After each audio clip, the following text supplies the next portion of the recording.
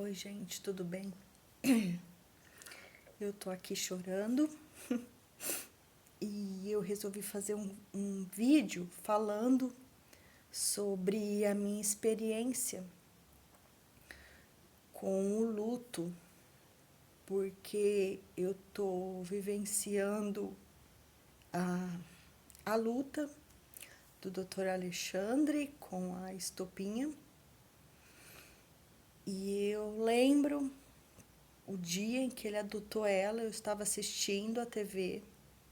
Então eu acompanho ela sempre e, e eu choro muito com tudo que ele está passando, porque eu tive muita dificuldade quando eu passei por isso também, né? Eu sempre tive cachorro vira-lata, aí eu queria ter uma cocker, aí uma conhecida minha tinha, cruzava, sabe? O macho e a fêmea que ela tinha e vendia os filhotes. Hoje eu sou contra isso, eu acho que se eu fosse para pegar um cachorro, ou ter um cachorro, eu adotaria um de rua, um vira-lata. Eu, eu acho que eu sou contra esse negócio de procriação da raça, sabe? Para ser um comércio. Então, eu não acho legal. E eu acho que eu não faria isso. E, e eu tô vendo o doutor Alexandre muito sensato. E ele sabe, eu sei quando na época eu peguei essa cocker pequenininha, bebezinha de meses, que os cachorros, animais, né, os gatos, eles vivem pouco, né? A gente vive muito mais anos que eles, então eu sabia que quando chegasse o fim dela, da minha cachorra, eu ia presenciar a ida dela. E foi muito difícil, porque ela ficou doentinha, logo pequenininha, de meses, ficou internada. Pensei que eu ia perder ela, mas ela foi guerreira, valente.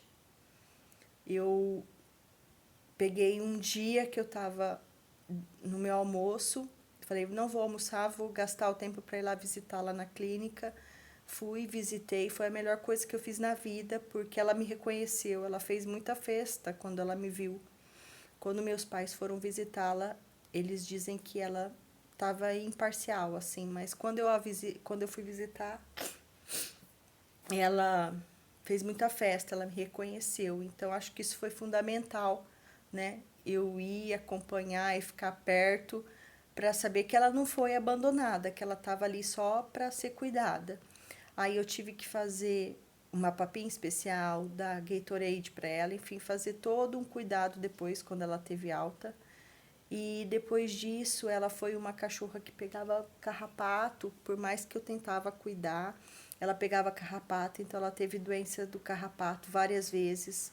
Por vezes eu pensei que eu ia perder ela e ela foi resistente, ela ficou bem.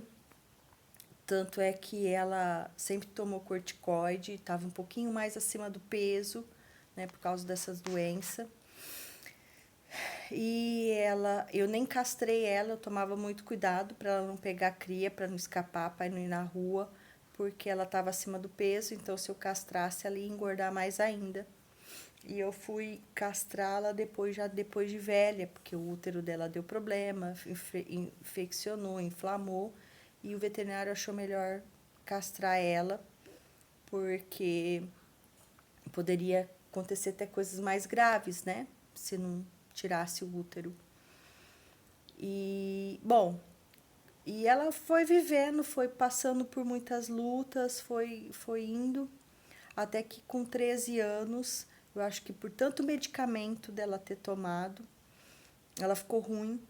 E aí eu levei ela no veterinário, aí o rim dela já não tinha mais como reverter, estava num número muito alto. Não sei se o número limite era 400, 40, 50 e o dela estava 400, 600, assim, um número absurdo, indicando a falência, né, do órgão.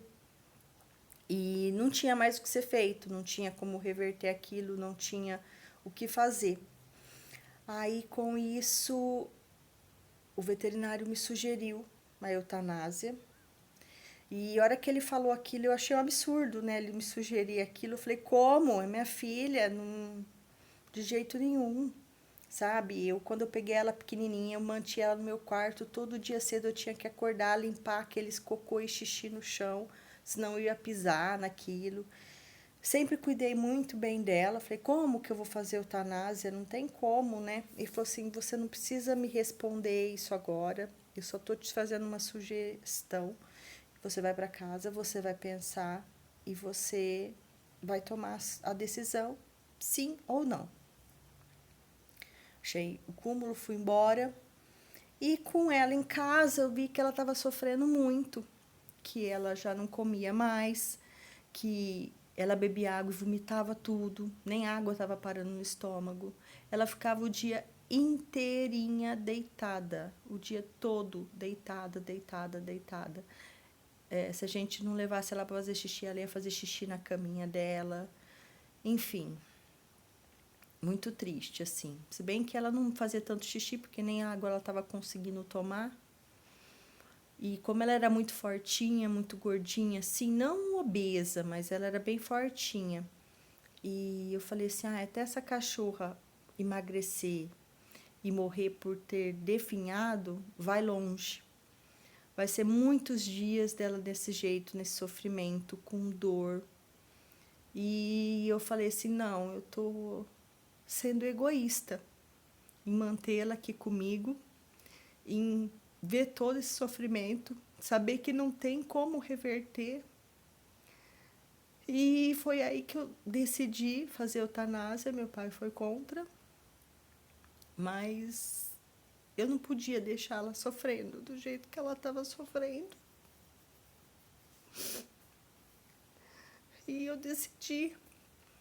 Só que essa decisão podia ser muito mais fácil do que foi, porque como eu sabia que ela odiava ir para o veterinário,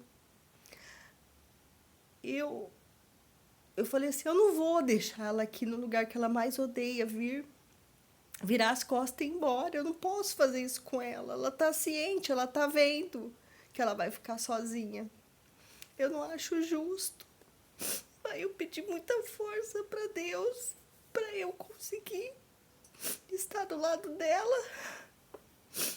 E eu vivenciei tudo isso. Eu dei o medicamento, anestesia. Ela dormiu, fechou o olho. Ele falou assim, a partir de agora ela tá dormindo, ela não vai sofrer mais, ela não tem dor, não tem nada, ela tá anestesiada.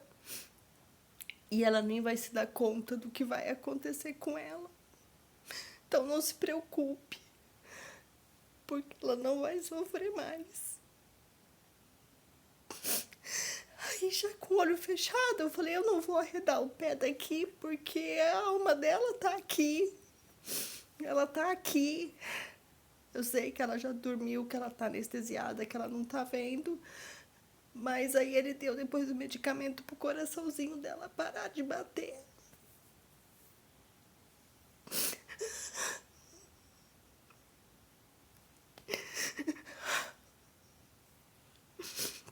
Foi a decisão mais difícil que eu tive em toda a minha vida.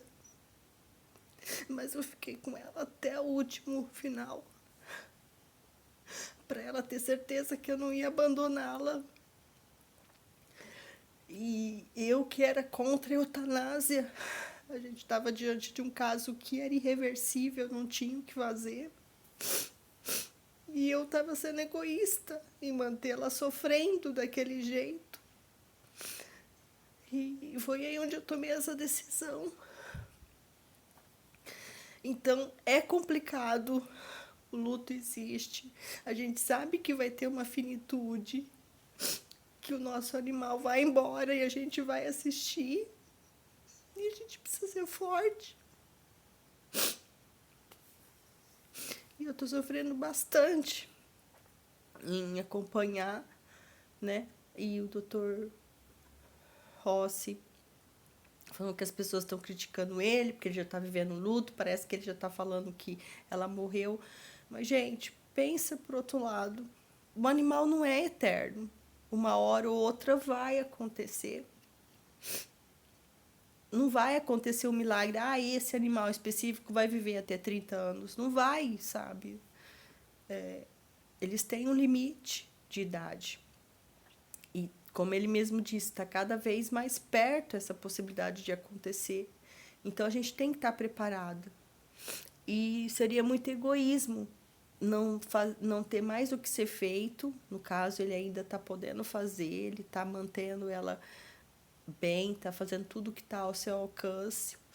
Então, eu admiro muito a posição dele, mas ele sabe que, como veterinário, tem certas coisas que não tem o que fazer, né? Então, eu desejo sorte para ele. Eu sei que quando chegar a hora, não só ele vai sofrer muito, a gente também, mas muito mais ele, que convive, que viveu todos esses anos, né? 14 anos com ela. E é isso. Eu tenho essa experiência para contar. Depois eu entrei em luto, eu não consegui pegar mais animal nenhum. Fiquei 2 anos. Aí eu falei, agora eu vou pegar um cachorrinho com problema. E eu não tinha coragem, não conseguia. Até que veio para mim um gatinho. Aí eu adotei mais outro gatinho. Ficamos com 4 gatinhos na casa da minha mãe.